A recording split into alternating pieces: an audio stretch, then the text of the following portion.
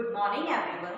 आज अपन national income की परिभाषाएं पढ़ेंगे। अपन ने पिछली क्लास में इसके इंट्रोडक्शन को देखा था और आज अपन इसकी डेफिनेशंस को यानी इसकी परिभाषा को देखेंगे। तो चलिए अपन इसकी डेफिनेशंस को देखते हैं। आइए, सेकंड, राष्ट्रीय आय की परिभाषाएं।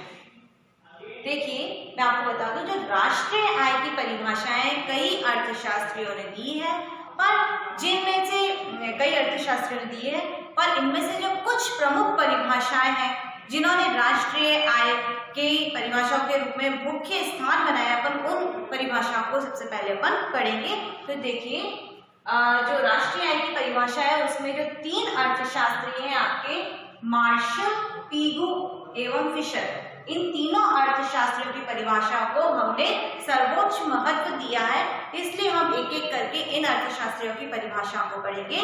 तो सबसे पहले जो अपन परिभाषा पढ़ेंगे वह अपन मार्शल की परिभाषा को पढ़ेंगे। आइए, मार्शल की परिभाषा देखिए। मार्शल ने अपनी परिभाषा में क्या बताया है उसे हम पढ़ते हैं।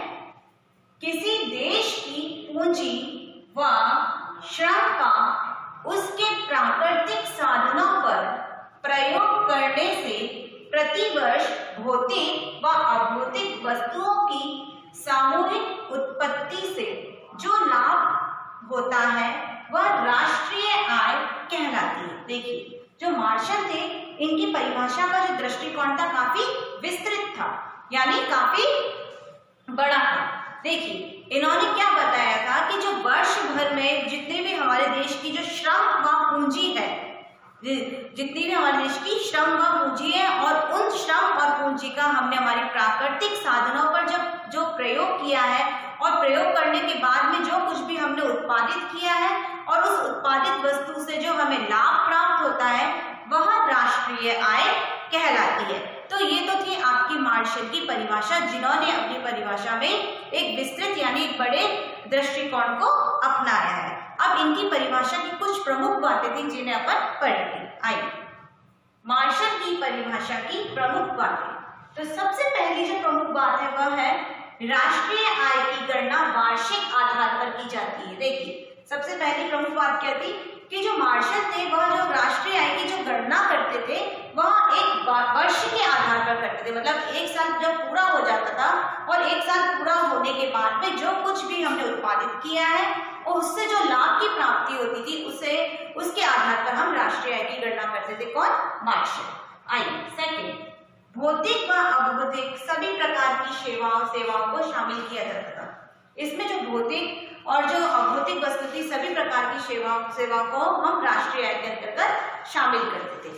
थर्ड, राष्ट्रीय आय में उन सेवाओं और वस्तुओं को जोड़ा नहीं जाता जो निःशुल्क दी जाती है। देखिए, इसमें एक चीज और ध्यान देने योग्य क्या है कि राष्ट्रीय आय में हम उन वस्तुओं को शामिल नहीं करेंगे जो कि हमें फ्री ऑफ चार्ज मिली है, यानी जो कि हमें निःशुल्क मिलती, जितनी भी सार्वजनिक सुख सुविधाएं हैं उनको हम राष्ट्रीय आय में शामिल नहीं करेंगे, क्योंकि उसके लिए हमें 1 रुपया भी खर्च नहीं करना पड़ता, वह सरकार की तरफ से हमें फ्री दी जाती है। तो ऐसी सुख सुविधाओं को हम राष्ट्रीय आय में कतई शामिल नहीं करते। नेक्स्ट, इसमें विदेशों में निवेश से प्राप्त आय जोड़ी जाती है। देखिए, इसमें क्या ये है, जो जब भारतीय लोग अपनी कुछ पूंजी विदेशों में इन्वेस्ट कर देते हैं और उस इन्वेस्टमेंट से जो उन्हें लाभ होता है उस चीज को हम राष्ट्रीय आय में शामिल करते हैं। क्योंकि अगर एक भारतीय व्यक्ति विदेशों में नौकरी के लिए जाता है और नौकरी करने के बाद में उसे जो कुछ भी आय की प्राप्ति होती है वह उस आय को हम राष्ट्रीय आय में शामिल करते हैं, क्योंकि वो हमारे देश के व्यक्ति के द्वारा ही विदेशों में जाकर उत्पादित की जाती है। तो इस प्रकार से हम इन सारी बातों का ध्यान मार्शल की परिभाषा के अंतर्गत रखते हैं।